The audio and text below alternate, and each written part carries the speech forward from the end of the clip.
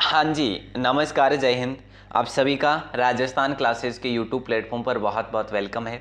तो प्यारे साथियों, आज हम बात करेंगे, वैसे सभी को पता है कि सुबह 9 बजे हम लोग क्या पढ़ते हैं, तो मॉडल पेपर पढ़ते हैं और ये विज्ञान और सामान्य ज्ञान यानी कि इंडिया भूगोल के भी प्रश्न शामिल रहेंगे इसके अंतर्गत। ठीक है, सेट एग्ज़ाम के लिए तो है ही है और वन रक्षक वालों के लिए स्पेशली, क्योंकि आप लोग जल्दी ही एग्ज़ाम में शामिल होने वाले हैं। जिनका एग्ज़ाम रद्द हुआ था उन सभी को हमारी तरफ से ऑल दी बेस्ट। और उम्मीद करता हूँ आप सभी की तैयारी बेहतरीन होगी, क्योंकि आपको समय भी मिला था 1 महीने का और आपको अच्छा समय मिला था, तो आपने अच्छे से गेन किया ही होगा। तो दोस्तों, आवाज़ की तरफ या फिर आप मेरी वॉइस की तरफ मत जाइएगा। थोड़ा सा स्वास्थ्य ठीक नहीं है, लेकिन मैंने उचित समझा आपके लिए कि क्लास देना ज़रूरी है। यस, चलिए तो शुरू करें आज की क्लास को। लेकिन उससे पहले मैं बता देता हूँ आपकी जो क्लासेस का टाइम टेबल है। भारत भूगोल जो कि विज्ञान, भारत भूगोल और विज्ञान सुबह 9 बजे ये क्लास होती है, और राजस्थान जी के टॉपिक वाइज रात को 9 बजे क्लास होती है। ये फिलहाल क्लासेस का टाइम टेबल है। अगर आप लोग हमारे साथ जुड़ना चाहते हैं तो ये व्हाट्सएप नंबर है, अपना नाम और ज़िला लिख कर ही मैसेज करें, है ना। और राजस्थान क्लासेस की website per day by day आपको नोट्स दिए जा रहे हैं। अगर आप विजिट कर रहे हैं तो अच्छी बात है, नहीं कर रहे हैं तो मेरी मेहनत जहाँ तक मुझे लगता है, हाँ ज़्यादा मेहनत तो नहीं है, मान लो अगर 100 में से 0.20% भी है ना, तो उसको भी आप अगर तवज्जो दे रहे हैं तो मुझे लगेगा कि हाँ, आप लोग इसको महत्वता दे रहे हैं। प्लीज़ ज़रूर से ज़रूर विजिट करके डाउनलोड करके अपने तैयारी में और इनक्रीज़ करिएगा। चलिए दोस्तों, आज का पहला प्रश्न मैं सुपरफास्ट करूँगा, एडवांस पर थोड़ा आज कम ध्यान रहेगा। ठीक है, ओके सर। तो पहला प्रश्न आपकी स्क्रीन पर है, प्राण एवं दैहिक स्वतंत्रता का संरक्षण किस अनुच्छेद में है? तो अनुच्छेद 21 में 21 आपका राइट आंसर होगा। अगला क्वेश्चन है, कसौली पर्वतीय नगर किस राज्य में स्थित है? ठीक है दोस्तों, कसौली पर्वतीय नगर है, ये कौन से राज्य में स्थित है? तो आपका राइट आंसर हो जाएगा कसौली नामक पर्वतीय नगर है आपके हिमाचल प्रदेश में, यानी कि आपने ऑप्शन डी को चुना है। ठीक है, अगला क्वेश्चन आपकी स्क्रीन पर है, भारत का पहला गाय अभ्यारण्य कौन सा है? इनमें से भारत का पहला गाय अभ्यारण्य, जैसे मेरठ गाय अभ्यारण्य, सफ़ेद गाय अभ्यारण्य, गौरी गाय अभ्यारण्य और कामधेनु गाय अभ्यारण्य। तो राइट आंसर प्यारे साथियों ऑप्शन होगा डी, क्योंकि कामधेनु गाय जो अभ्यारण्य है ना, ये आपके एमपी में स्थित है, यानी कि मध्य प्रदेश में है। 2017 में इसको सबसे पहले बनाया गया था, याद रखना मालवा में है। ठीक है, अगला क्वेश्चन आपकी स्क्रीन पर है, निम्न में से असुमेलित कौन सा है? साल्ट सिटी गुजरात को कहते हैं, सोया प्रदेश मध्य प्रदेश को कहते हैं, तो वहीं सूरमा नगरी बरेली को कहते हैं, कर्नाटक का रत्न चेन्नई को नहीं कहते, चेन्नई तो हमारे तमिलनाडु में स्थित है, तो कर्नाटक का रत्न कहा जाता है मैसूर को। याद रखना दोस्तों, किसको? मैसूर को कहा जाता है। और अगला क्वेश्चन पूछा जा रहा है कि हिडकल परियोजना किस राज्य में स्थित है? शानदार से सवाल है, आप अगर इस क्लास के आखिर तक जुड़े रहते हैं तो निश्चित ही आपके लिए सफलता वाले प्रश्न होंगे ये, है ना। हिडकल परियोजना किस राज्य में स्थित है? तो कर्नाटक राज्य में स्थित है, यानी ऑप्शन सी को आपने लॉक करा है।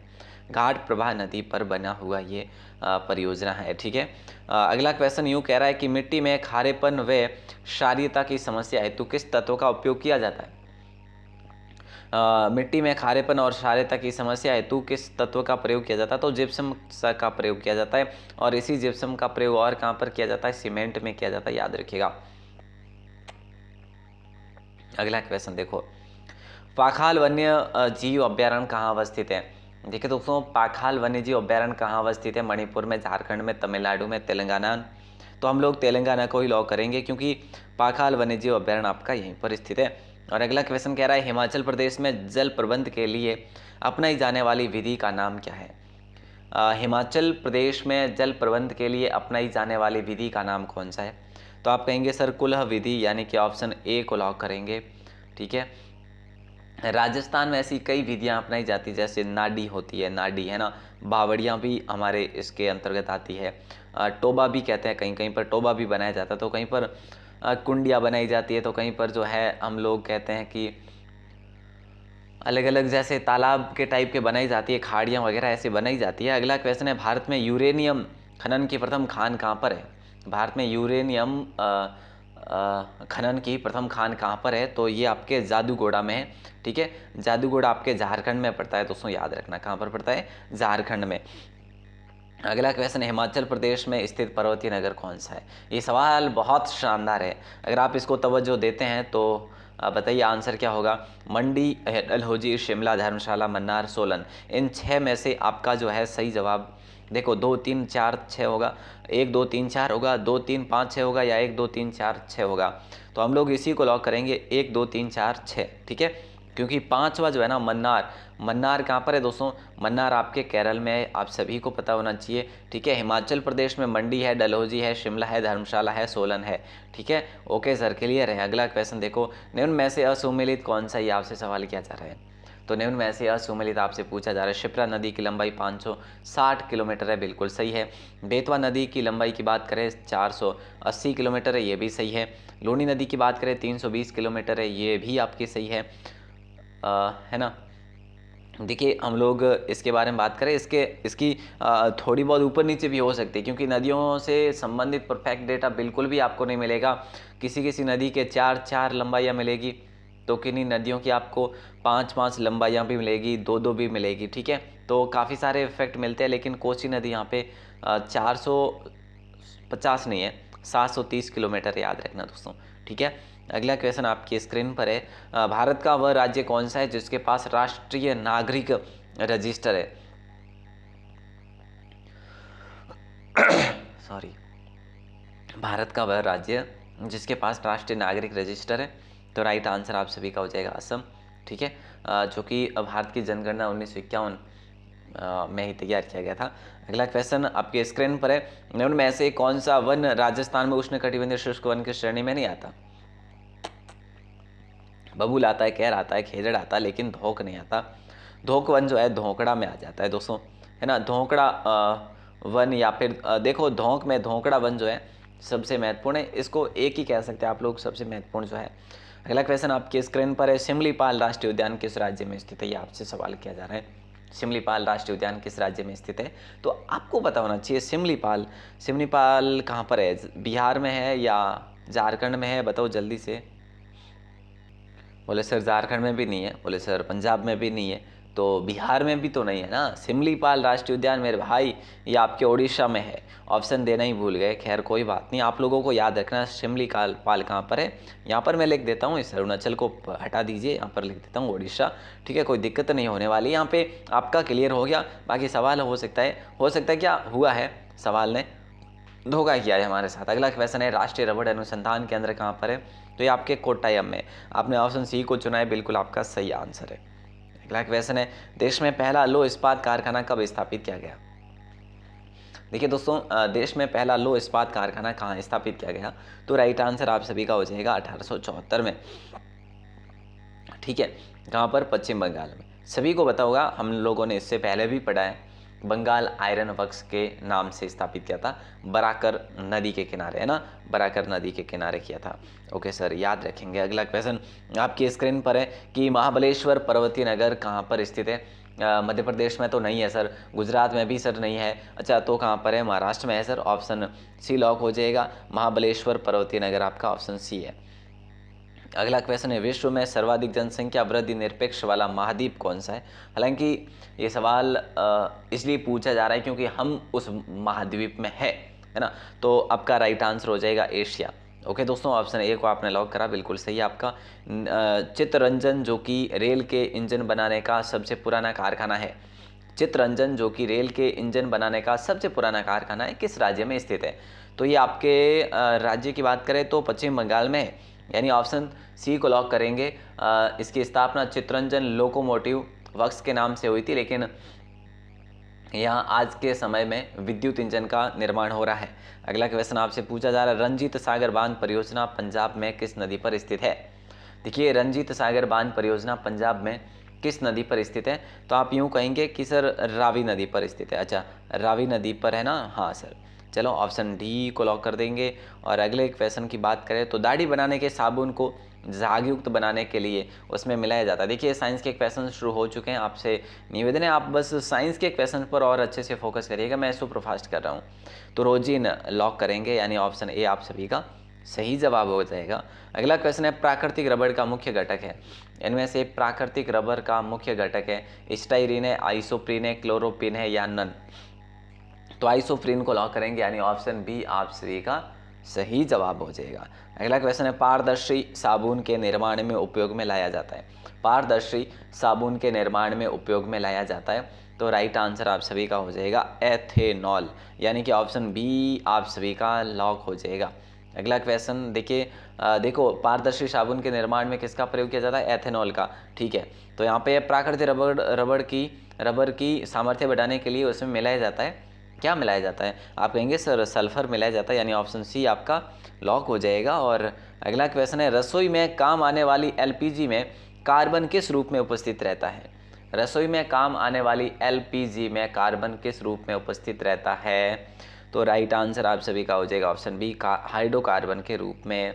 अगला क्वेश्चन है, कोमल साबुन सॉफ्ट सोप जिसे कहते हैं में सोडियम के स्थान पर होता है, सोडियम के स्थान पर होता है, कोमल साबुन में सोडियम के स्थान पर होता है पोटेशियम, यानी ऑप्शन ए को लॉक करेंगे। ऑप्शन ए आप सभी का सही जवाब हो जाएगा। अगला क्वेश्चन आपकी स्क्रीन पर है, अपमार्जक का जलीय विलयन होता है। देखिए दोस्तों, अपमार्जक का जलीय विलयन होता है, क्या उदासीन होगा? हाँ सर उदासीन हो जाएगा, ऑप्शन बी आपका सही जवाब होगा। अगला क्वेश्चन है, उपमार्जक प्रयुक्त किए जा सकते हैं केवल मृदु भाषा केवल मृदु जल में, केवल कठोर जल में, कठोर और मृदु दोनों में। तो अपमार्जक प्रयुक्त किए जा सकते हैं कठोर व मृदु जल दोनों में किए जा सकते हैं दोस्तों। ठीक है, अगला क्वेश्चन है, निम्न में से कृत्रिम रेशा नहीं है। इनमें से कृत्रिम रेशा नहीं है, जैसा रेयोन है, पटसन है। देखिए रेयोन, पटसन, नायलॉन, पॉलिएस्टर, कृत्रिम रेशा नहीं है, तो पटसन नहीं है कृत्रिम रेशा, बाकी सारे कृत्रिम रेशा ही है, मानवों के द्वारा बनाए गए हैं। अगला क्वेश्चन है, कठोर जल साबुन के साथ में अच्छे झाग नहीं देता, इसका कारण क्या है? कठोर जल जो होता है साबुन के साथ अच्छे झाग नहीं देता, इसका एकमात्र कारण यही है कि पानी में कैल्शियम तथा मैग्नीशियम के हाइड्रोजन कार्बोनेट होते हैं, जिसकी वजह से साबुन घुल नहीं पाता। आपका ऑप्शन राइट होगा, ऑप्शन ए। और अगला क्वेश्चन आपकी स्क्रीन पर है, ये लीजिए, ये सवाल है आपका, है ना। मिट्टी का तेल, केरोसिन निम्नलिखित में से किसका मिश्रण होता है? मिट्टी का जो तेल होता है ना, जो केरोसिन होता है, वो इनमें से किसका मिश्रण है? तो एल्केनो का मिश्रण है, यानी ऑप्शन ए आप सभी का सही कथन हो जाएगा दोस्तों। अगला क्वेश्चन कह रहा है, सर्च लाइट में निम्न में से कौन सा दर्पण प्रयुक्त करते हैं? सर्च लाइट में निम्न में से कौन सा दर्पण प्रयुक्त करते हैं? तो लॉक हो जाएगा आप सभी का अवतल दर्पण का प्रयोग करा जाता है, यानी कि ऑप्शन सी। और अगला क्वेश्चन देखो क्या कह रहा है, घरों में काम आने वाले दर्पण में हम हमारा प्रतिबिंब किस प्रकाशिक प्रक्रिया के कारण देख पाते हैं? हाँ बताइए राइट आंसर क्या ही हो जाएगा? बोले सर ऑप्शन ए को लॉक करेंगे, परावर्तन को। ठीक है, परावर्तन, यानी ऑप्शन ए आप सभी का सही जवाब होगा। और अगला क्वेश्चन, मोटर गाड़ियों के अग्रदीपों में परावर्तकों की आकृति होती है। मोटर गाड़ियों के अग्रदीपों में, ठीक है द्वीप नहीं, अग्रदीपों में परावर्तकों की आकृति होती है ना, वो अवतल होती है, यानी ऑप्शन आप सभी का ए है जो लॉक होगा। और अगला क्वेश्चन कह रहा है, यदि हम एक अवतल दर्पण में अपना वास्तविक तथा आवर्धित प्रतिबिंब देख रहे हो तो हम खड़े हैं कहाँ, किस स्थिति में खड़े? देखो दर्पण के फोकस तथा वक्रता केंद्र के बीच में खड़े हैं, यानी ऑप्शन बी आपका यहाँ पर सही जवाब हो जाएगा। ठीक है, और अगला क्वेश्चन पूछा जा रहा है, उत्तल लेंस की शक्ति होती है ऋणात्मक, धनात्मक, शून्य, काल्पनिक। उत्तल की शक्ति होती है धनात्मक, तो अवतल की शक्ति होती है ऋणात्मक, अवतल ऋणात्मक। ठीक है दोस्तों, याद रखना, अवतल ऋणात्मक, उत्तल धनात्मक। अगला क्वेश्चन पूछा जा रहा है कि एक निकट दृष्टि दोष से पीड़ित व्यक्ति स्पष्ट देख नहीं सकता, निकट की वस्तुओं को, एक निकट दृष्टि दोष से पीड़ित व्यक्ति दूर की वस्तुओं को नहीं देख सकता, यानी कि ऑप्शन बी आपका राइट आंसर हो जाएगा।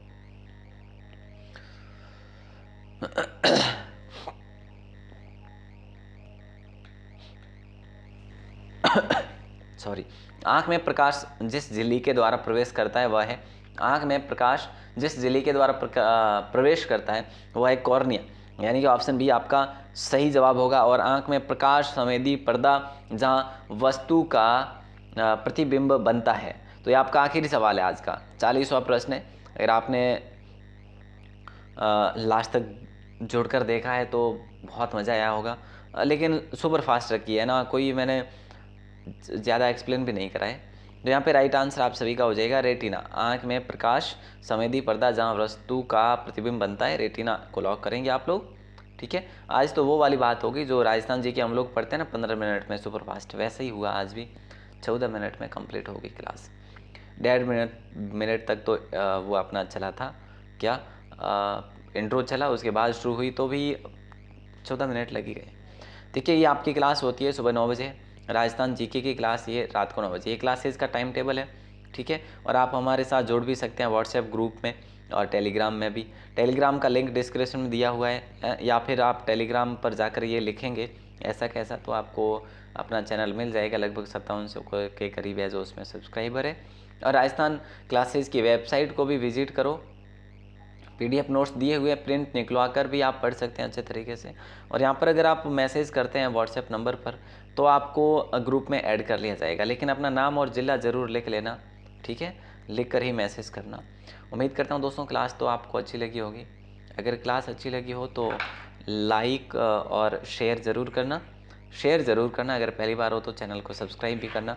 और हाँ, रही बात अब आपको देखो वन रक्षक वालों को कह देता हूँ मैं, अगर जिनका एग्ज़ाम है उनके लिए करंट अफेयर्स की PDF दे दी है, वैसे आपने नहीं देखी तो कल ही दी है, ग्रुप में सेंड कर दी गई है। ठीक है, अगर आपने नहीं देखी है तो चलिए, आप सभी का बहुत बहुत शुक्रिया। जय हिंद, वंदे मातरम। अपना अच्छा सा कमेंट ज़रूर करना। धन्यवाद, आपकी दुआएं बनी रहे, आपका स्नेह बना रहे। बहुत बहुत शुक्रिया।